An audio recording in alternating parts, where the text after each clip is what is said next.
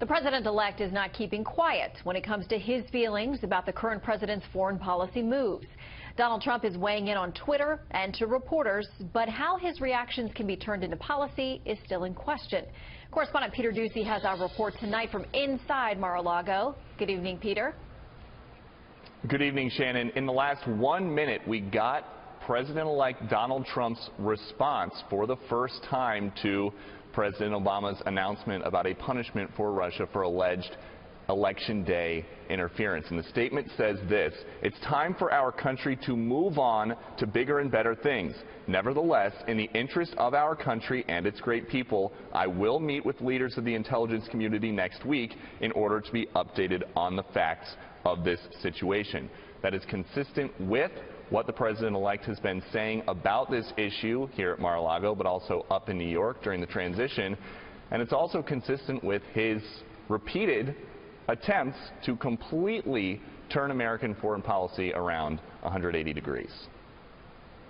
The Iran nuclear deal, China's currency manipulation, ISIS, all things candidate Donald Trump talked a lot about, but President-elect Donald Trump hasn't been lately. That's because instead of just crafting policies to address these problems, the next president has been doing a lot of reacting to moves the current one has been making, almost always taking the exact opposite position, like with Russia. The Obama White House punished them for allegedly interfering with the American election, but Mr. Trump, no supporter of sanctions, telling reporters last night he wasn't so sure they were involved. I think we ought to get on with our lives. I think that computers have complicated lives very greatly. The whole age of computer has made it where nobody knows exactly what's going on. It's the same split on Israel, which didn't get a ton of attention on the trail for Mr. Trump, but has recently been an issue he's used to hammer his predecessor. I think Israel's been treated very, very unfairly by a lot of different people.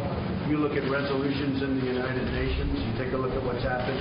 They're up for 20 reprimands, and other nations that are horrible places that treat people horribly haven't even been reprimanded. Transition officials acknowledge there is just one president at a time, and as they wait to see what kind of moves the 44th makes on his way out of office, they are promising quick reversals of many unpopular policies. I'm not sure how long it's going to take, but I can tell you that on day one alone, there's going to be an unquestionable demarcation for this administration. Change is coming to Washington, D.C., and I think it's not just going to be the first 100 days. It's going to be the first, hour, the first day, the first week, the first month, the first 100 days, the first year, the first term. It's not going to stop.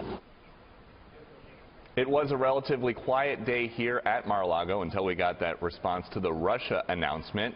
But transition officials tell us to expect a flurry of activity in the next few days as they fill the 4 remaining cabinet-level positions, all of their deputies, and announce who America's next batch of ambassadors are going to be as well. Shannon. All right, Peter Ducey live in Florida. Thank you.